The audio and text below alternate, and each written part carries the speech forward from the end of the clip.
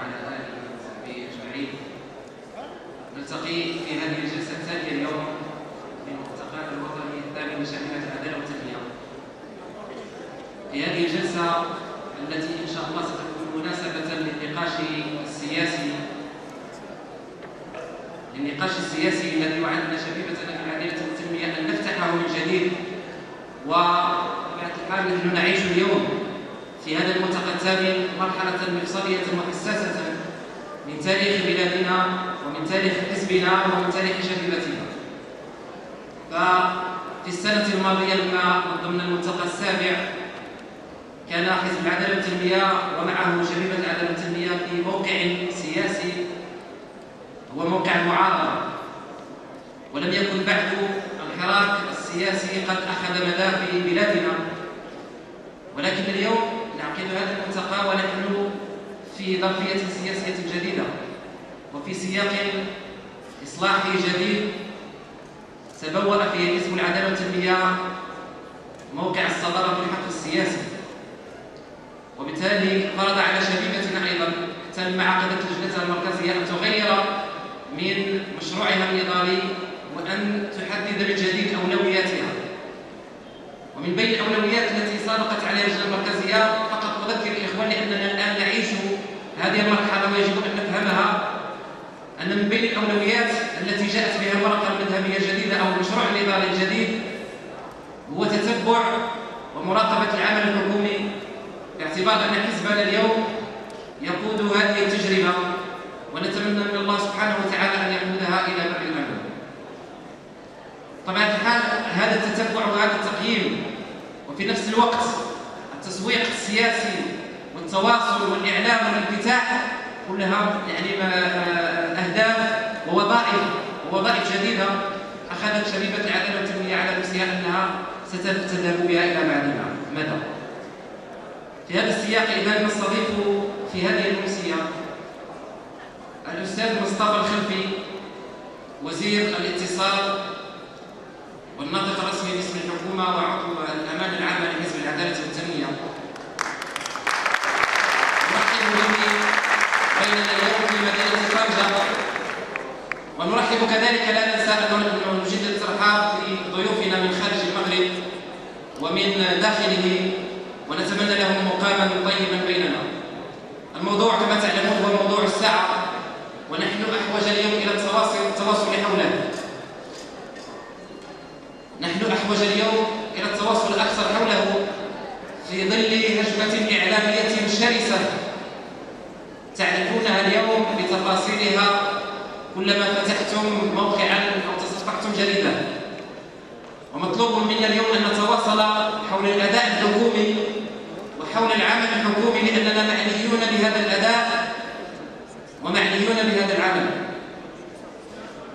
وكذلك ورش الإعلام، موضوع ورش الإعلام الذي أمامه ورش كبير وتحديات كبيرة. تعلمون قصة وتفاصيل دفاتر التحملات التي أشرف عليها الأستاذ الخلفي والتي الآن تمت المصادقة عليها.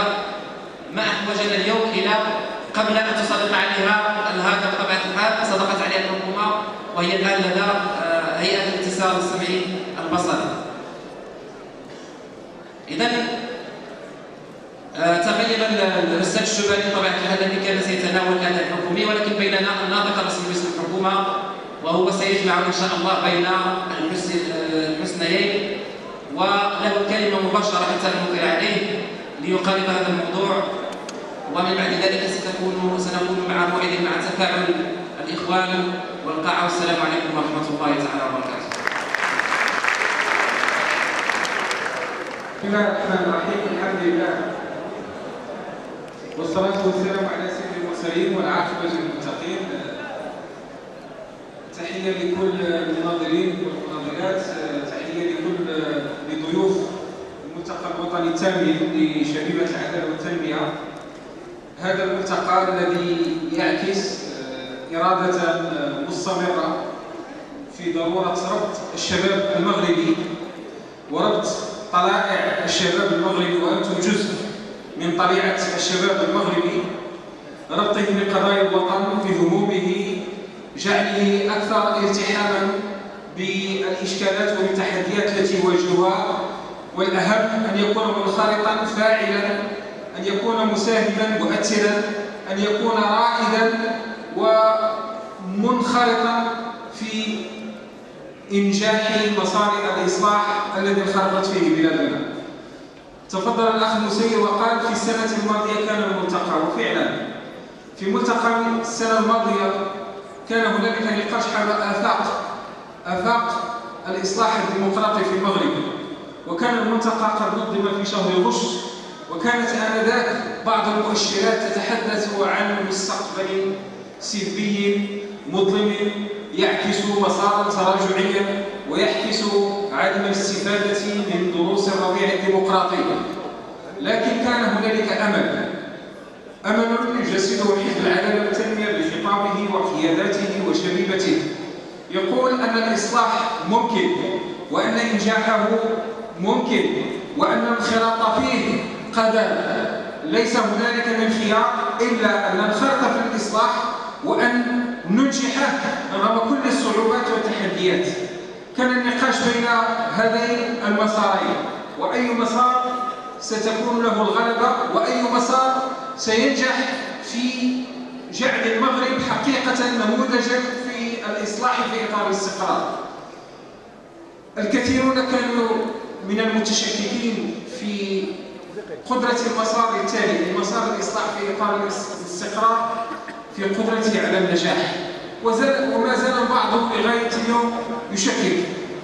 لكن عندما جاءت الانتخابات وبعد ذلك تكوين الحكومة وبعد ذلك التصويت، منح الثقة على مستوى مجلس النواب على البرنامج الحكومي، وبعد ذلك على مستوى اتخاذ سلسلة من القرارات الجريئة والصعبة والمكلفة لكن المطلوبة، والتي لا خيار ولا بديل إلا عن اتخاذها. ظهر آنذاك أن الخيار الذي اختاره المغرب هو مسار الإصلاح في إطار الاستقرار. نعم، كما قال الأخ، نتعرض لما يسمى في بعض الأدبيات بقصف إعلامي، وهو قصف محدود، وهو يشكل أحيانا صور معينة لا علاقة لها بالواقع. والذي تابع النقاش الإعلامي في جزء منه عندما اتخذ قرار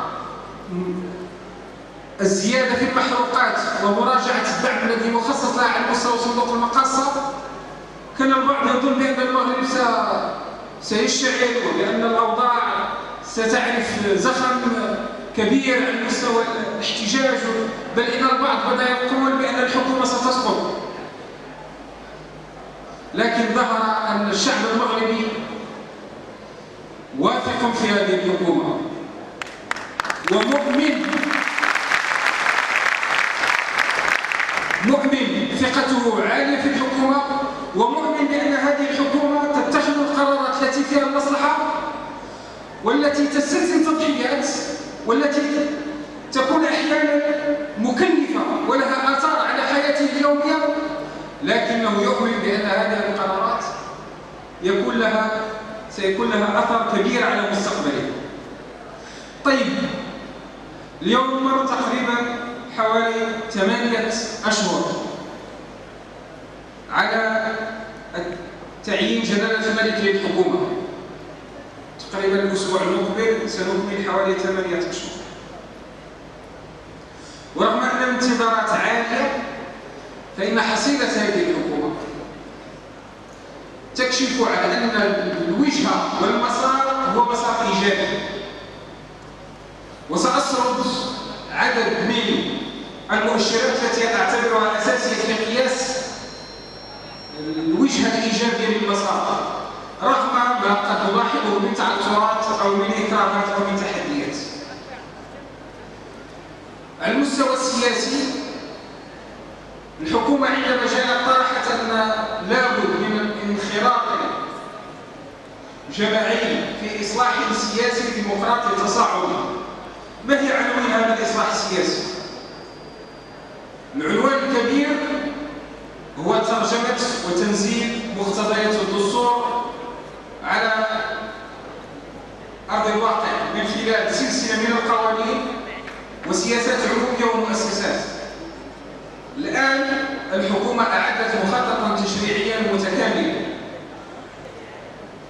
يشمل مجموعة قوانين تنظيمية والقوانين العادية، تقريبا 15 قانون تنظيمي وحوالي 25 قانون عادي وحوالي 120 قانون يمثل سلسلة المبادرات التشريعية التي نعمل على تنزيلها من هنا إلى نهاية الولاية التشريعية حتى نستطيع ترجمة ما جاء به الدستور إلى سياسات عمومية، إلى مؤسسات. هنالك حوالي 12 مؤسسة أقرها الدستور، وأيضا سياسات ومؤسسات وتشريعات جديدة. لكن الأهم على المستوى السياسي هو هذا المنطق الجديد الذي بدأ يعتمد على مستوى الدولة، أن تصبح الإدارة والدولة في خدمة المواطن. وهذا تجلى بالنسبة إلينا في عدد من الإجراءات. الإجراء الأول ما حصل على مستوى مكافحة اقتصاد الريع. سي عبد العزيز الفاحل سيكون معكم ليلة. لكن على مستوى مكافحة اقتصاد الريع لأول مرة أعطيت جرعة أساسية على مستوى الشفافية فيما يخص رخص النقل الجماعي. وهذه لم تكن إلا الخطوة الأولى. والخطوة الثانية هو الإعلان عن الرخص المرتبطة بالمقالع، والتي ستكون متزامنة مع المصادقة على القانون الخاص بمقالع المال والأحجار وغيرها. البداية الحكومة فاش تعلن سي عزيز الفاحل اعلن عن القائمة، قالوا ليه ما جبتيش إصلاح جمهوري، رغم أن بعض المؤسسات مثل مؤسسة عبد الرحيم بوعبيد كانت تقول في الإجراءات الاستعجالية ل100 يوم الأولى الإعلان على لائحة الرخص. فاش عملنا على لائحة الرخص قال لكم فينا هو الإصلاح. فاش خرجنا في إعداد الإصلاح قال لك فينا هي بقية اللوائح، في حين أن الحكومة كانت عندها سلسلة إجراءات استعجالية في البداية. والآن مع الدخول السياسي المقبل ومع قانون المالية لسنة 2013 اللي غادي يكون أول قانون مالية تعده الحكومة بشكل كلي، لأن القانون المالية الأول فقط قمنا فيه بعض التعديلات، وتعديلات اللي كانت أساسية. من قبل أن لقينا الصيغة الأولى كتحدث على أن سعر البنزين ديال البترول غادي يكون ب $75 ودرنا المراجعة إلى $100، وهذه مكنتنا نسبيا من احتواء جزئي التوازنات ديال صندوق المقاصة. المهم أنه على مستوى الإجراءات الاستعجالية كانت مسألة إعلان الرخص. البعض كيقول هذا مجرد إجراء تشكيلي أو معزول عن عملية الإصلاح.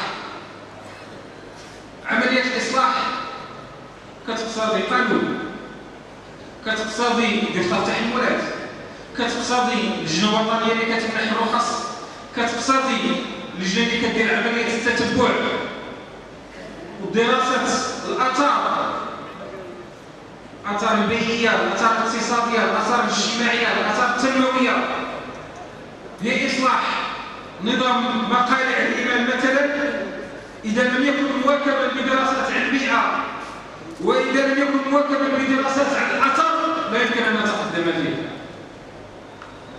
ولهذا كانت هناك دراسة استراتيجية متكاملة لإصلاح نظام المقالع، نظام رخص المقالع، قدمت في مجلس الحكومة، ناقشت وتعلن على خارطة الطريق. مكافحة اقتصاد الريع كان إجراء. الإحالة التلقائية للملفات المحالة إلى المجلس الأعلى للحسابات هذا أيضا إجراء. سيد وزير العدل ألا تبقى الملفات المحالة من المجلس الأعلى للحسابات أكثر من 24 ساعة في وزارة العدل، بحيث أن وزارة العدل تولي بمثابة غرفة تسجيل تتسلم الملف وتحيله على القضاء بدون أي انتقائية. وهذا إجراء من الإجراءات الأساسية، لأن فاش كتكرس الشفافية، فاش كيتكرس مبدأ ربط المسؤولية بالمحاسبة، أنا كنتحدثوا على محاربة فعلية واقتصادية. فاش كيتكرس مبدأ تتبع الامتيازات التي تمنح. نعطي مثال الأراضي ديال سوجيتا السعودية لأول مرة الآن. السيد رئيس الحكومة في إحدى الجلسات ديال الأسئلة الشهرية قال من الإجراءات التي اتخذت أن الناس اللي استافدوا في إطار دفتر التحملات وطلبات عروض استافدوا من الأراضي ديال الدولة على المستوى الفلاحي وما وفوش بالالتزامات ديالهم، كتبدا العملية ديال الاسترجاع ديال الأراضي. وفعلا هذه السنة تقرص عدد من الأراضي اللي تفوتت في إطار الاستغلال أن يقع الاسترجاع ديالها. ثم الإعلان عن عدد من الخطوات التي تكرس كما قلت لكم مبدأ الشفافية وربط المسؤولية بالمحاسبة. الكثيرين كيوضعوا نقاش حول منهج الحكومة في مكافحة الفساد، وهذا النقاش أحيانا مظلم ومغلوط ويريد تشكيك إرادة الحكومة في مكافحة الفساد، واللي كانت نقطة مفصلية من المرتكزات التي اشتغلت عليها عن طريق القيام بحملة تقوم على تصريح للسيد رئيس الحكومة. السيد رئيس الحكومة كان واضح من بعد ثبتها في جلسة الأسئلة الشفوية، الحكومة لن تقوم بحملة التطهير. علاش؟ لأننا نريد أن ننشئ علاقة ثقة في المستقبل، لا نريد أن نشتغل بمطاردة الساحرات. هادشي قلنا في البداية ديال انطلاقة العمل الحكومي، ولكن في نفس الوقت أي فساد، أي قضية فساد، أي عملية فساد تقع لن نتردد في التعامل الحازم والصارم معها. والتوجيه المتخذ على مستوى الحكومة هو أن لا نتعامل بأي شكل من أشكال التراخي أو التهاون مع أي قضية فساد تطرح علينا،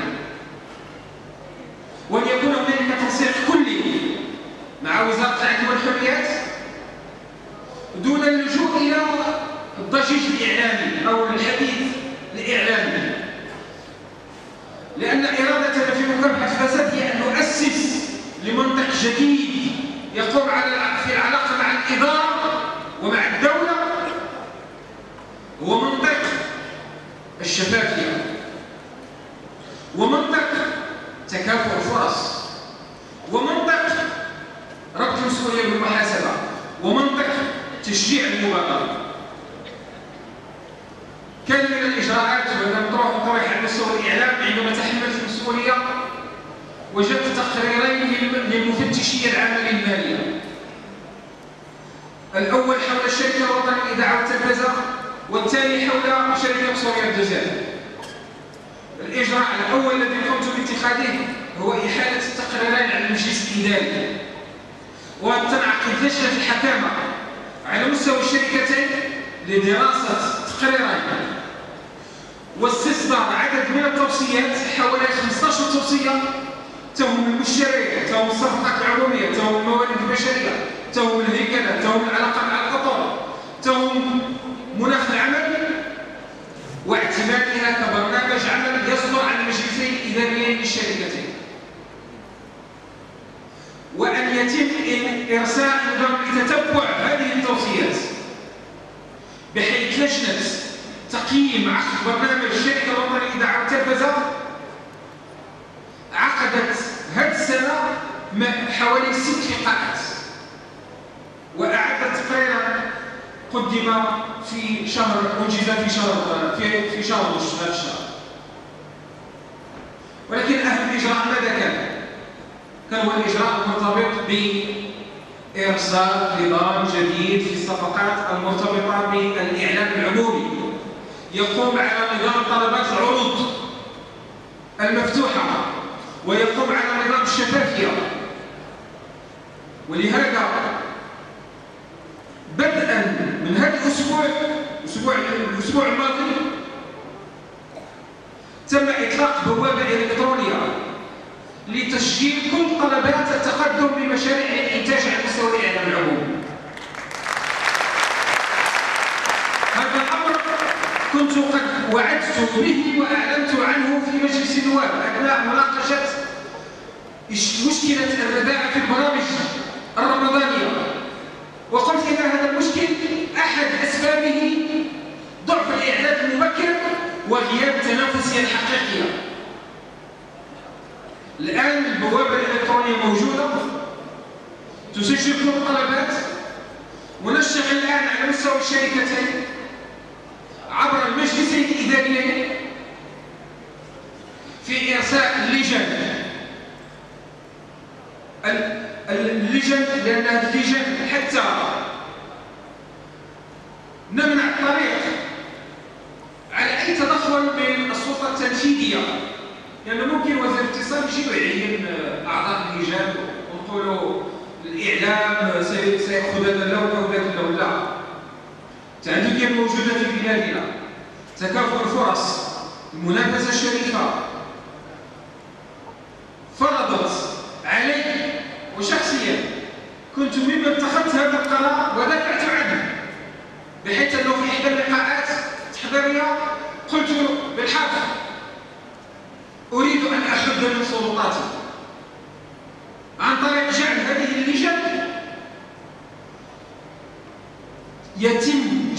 اللجان يتم تعيينها والمسابقة على أعضائها أي في المجلس الإداري للشركة. حتى وزير الاتصال ذاته ما يبقاش عنده سلطة عليه، وهذا مكتسب، لأن فاش كنكرسوا هذا المبدأ حتى اللي يجي من بعد ما يبقاش رسول. إذا واحد وضعية هو اللي خصو يعين لجان ويقترح الرئيس لا، ننهي هذا الأمر. هذا الأمر من الناحية العملية سنة 2000 كان صدر واحد مذكرة من حبس الإعلام العمومي إمكانية أنه يبرم هذه الصفقات بدون اللجوء إلى طلبات عروض، أي بدون ما يعلن عليها ومدة كافية ويفتح المجال المنافسة حولها للجميع. ومن بعد في سبتمبر 2007 صدر مقرر ديال الوزير الأول، ومن بعد في يوليو 2011 صدر مقرر ديال الوزير الأول، وهذا الشيء موجود في الجريدة الرسمية 11 يوليو 2011 و17 أو 18 سبتمبر 2007 اللي كيعطي هذا الاستثناء. وأحد نقاط البرنامج الحكومي على المستوى السياسي هو المراجعة ديال الأنظمة الاستثناءات، وجعل الامتيازات تتأسس على ضفاف التحملات، وجعل الاستفادة من أشكال الدعم العمومي يتم على أساس مصادر شفافة تمكن من تكافؤ الفرص. الآن سيتم تصحيح هذا المسار. من الناحية المالية شنو كيعني هذا؟ فقط على مستوى الشركة الوطنية للإذاعة والتلفزة في سنة 2011 الميزانية التي تمت المصادقة عليها في المجلس الإداري الأخير قالت بأن كاينة 360 مليون درهم، يعني 36 مليار ديال السنتيم في العام. الآن تولي تم بطلبات عروض وبصفقات شفافة. هذه هي الإصلاح. مسار يمكن هو 1000 ميل، ولكن 1000 ميل كيبدا بخطوة، خطوتين، 3 خطوات، 4 خطوات، ولكن كتكون الوجهة واضحة. وهذا كان أحد أهم الخطوات التي تؤسس لهذه المرحلة الجديدة في العلاقة بين الإدارة والمواطن تقوم على مبادئ الشفافية ورد المسؤولية بالمحاسبة. قلت على المستوى السياسي كان عندنا الملف ديال مكافحة الاقتصاد الريعي، كان عندنا الملف ديال مكافحة الفساد، كان عندنا الملف ديال إرساء نظام جديد في العلاقة بين الإدارة، وعطيت نموذج ديال